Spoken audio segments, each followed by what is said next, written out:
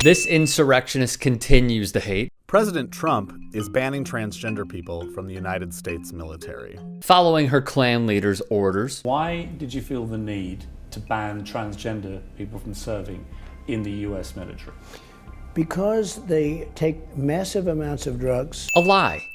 A flat-out lie. But if it's a point of contention, just note the military spends $41.6 million on Viagra. I am the father of 2 daughters. Oh, bro, we know. Our girls, when they got the news that school was canceled this week, they said, look, why don't we take a trip? And let me tell you, nobody in their right mind wants to see a grown adult man, a stranger, alone in a bathroom with little girls. Hey, let's hop out of my way. We're taking it. Good John. Good John. Good John. Good John. This man is a senator in the U.S., for f***'s sake. Don't pretend that you're exactly the same as a biological woman. Some boy that's 6'2" competing against my 5'4" niece doesn't sound very fair. I think most people in the country think it's bizarre. What's bizarre is this guy wants to cancel trans from competition, but enables the overthrowing of democracy. They shouldn't be competing with people who are physiologically in an entirely different category. And I think boys should be competing with boys and girls should be competing with boys on the athletic field. Axios reports that Republicans in at least 25 states are moving forward with over 60 bills targeting trans youth specifically.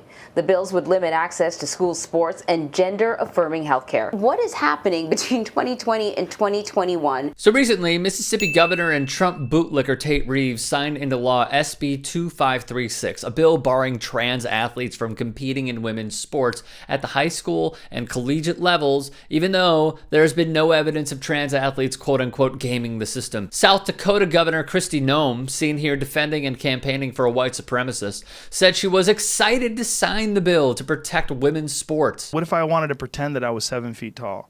And you'd be like, Joe, you're 5'8". I'm like, are you an asshole?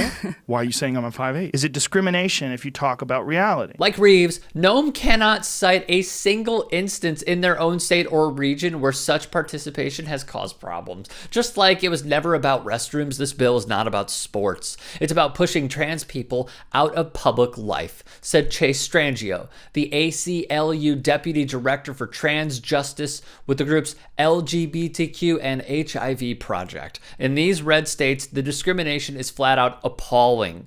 In Alabama, lawmakers proposed a bill that would ban physicians from prescribing medication to trans children that would affirm their gender. In Oklahoma, a proposed bill would lift a ban on conversion therapy and other practices that aim to suppress a minor's sexual orientation or gender identity. And in Montana, lawmakers in the state house have already passed bills that restrict trans minors' access to healthcare and even school sports. Only one state, Idaho, has enacted a law curtailing trans students' sports participation, and that 2020 measure is blocked by a court ruling.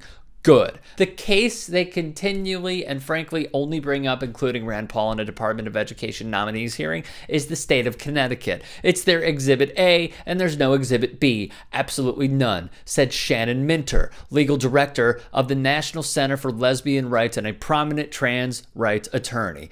Yet, when a transgender boy, seen here, Mac Beggs of Texas, wants to compete against other boys, the Lone Star State said, nah, to hell with you. You're a girl. You must compete against other girls.